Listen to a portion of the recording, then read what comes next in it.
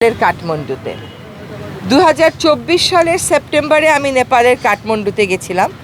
কাঠমান্ডুতে একটা হর্নের আওয়াজ শোনা যায় নাই, কারণ কাঠমান্ডু পুলিশ এটা নিজেদের দায়িত্ব হিসেবে নিয়েছে এবং মানুষও এটা আইনটা মেনে চলতে উদ্বুদ্ধ হয়েছে। তো সমাজ এগিয়ে আসুক, ছাত্র সমাজ এগিয়ে আসুক, চালকেরা যারা আছেন তারা এগিয়ে আসুক, পরিবেশ অধিদপ্তর আর পুলিশ একই সাথে কাজ করে মানুষকে উদ্বুদ্ধ করুক, জরিমানা করুক।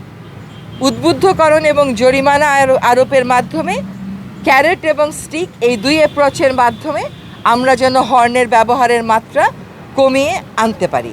যত আপনারা বন্ধ করবেন, যত আপনারা প্রচার করবেন, তত আমরা তাড়াতাড়ি সফল হব।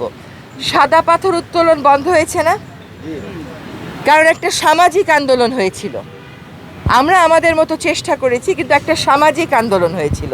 তো আপনারা যারা গণমাধ্যম কর্মী আছেন, যারা আমার পিছনে পাশে দাঁড়ানো তরুণ সমাজ আছে, তোমরা এটাকে একটা সামাজিক আন্দোলন করে দাও এবং আমাদের পরবর্তী প্রজন্মকে যদি বধির হওয়ার থেকে বাঁচাতে হয়, এইটা করা ছাড়া আমাদের আর কোনো উপায় নাই।